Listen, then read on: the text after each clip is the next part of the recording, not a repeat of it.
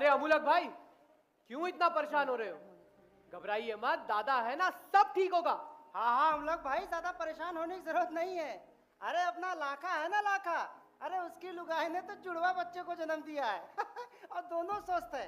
अरे भाई मेरे खुद के मौसा की साली की सास की बहू 45 साल की है, पिछले महीने स्वस्थ बच्चे को जन्म दी और आप ऐसे ए भाई पूरे गांव की खबर तुझे आज ही देनी है, शांति रखने।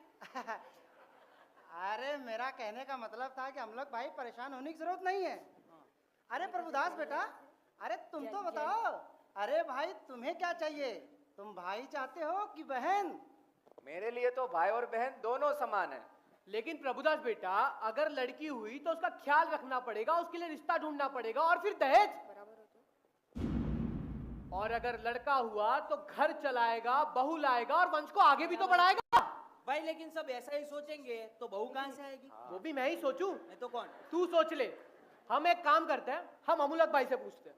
अमूलक भाई, आप ही मैं बताइए, आप लड़का चाहते हैं या लड़की?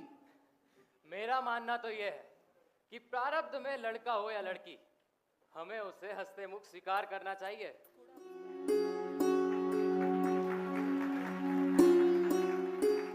और वैसे भी मेरे लिए लड़का हो या लड़की, दोनों एक समान है। मेरे लिए उनके भीतर संस्कारों का सिंचन करना महत्वपूर्ण है। मुझे ऐसा जीव चाहिए जिसकी आंखों में लज्जा हो, होंठों पर मिठास, कंठ में भाव, हाथों में पुरुषार्थ और पैरों में सब्र, जो स्व और पर के लिए कुछ करे। पर अमूलक भाई, लड़का तो कुल दीपक कहलाता है। हाँ, आपकी बात बिल्कुल सत्य है, लेकिन लड़की 3 कुल को प्रज्वलित करती है। वो कैसे? सबसे पहले अपने पिता के कुल को रोशन करती है, अपनी माता के द्वारा पाए हुए संस्कार से अपने ननिहाल के कुल को रोशन करती है, और फिर विवाह करके जहां जाएगी, हमारे द्वारा दिए हुए धर्म के संस्कार से अपने ससुराल के कुल को भी रोशन करेगी। सत्य वचन, बिल्कुल सत्य वचन। सही कहा अमूलक भाई आपने तो हम सबको सोचने पर विवश कर दिया।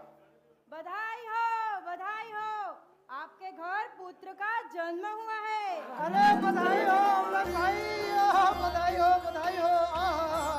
ओहो, कितना सुंदर बच्चा है। अरे कितना मुझे तो सुंदर देखने बच्चा दीजिए। है।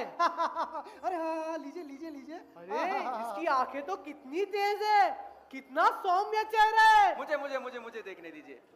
अरे कितना प्यारा है मेरा भाई। पर पिताजी, हम इसका नाम क्या रखेंगे? अरे नाम क्या रखना है प्रभुदास बेटा? अरे जिसका चेहरा मन को हर लिया उसका नाम मनहर होना चाहिए। ए ना भाई नहीं, नाम तो प्रवीण होना चाहिए। हाँ? क्या है कि प्रवीण नाम होगा नहीं तो हर कला में प्रवीण होगा, है कि नहीं? हाँ, मैं तो कहता हूँ इसका नाम गुणचंद होना चाहिए, जिससे इसके अंदर गुणों का भंडार होगा। ना तो प्रवीण और ना तो गुणचंद, इसके आने की खुशी हमारे जीवन में ऐसी आई है जैसे पतझड़ के बाद वसंत आई हो, इसलिए इसका नाम होगा वसंत। Self discovery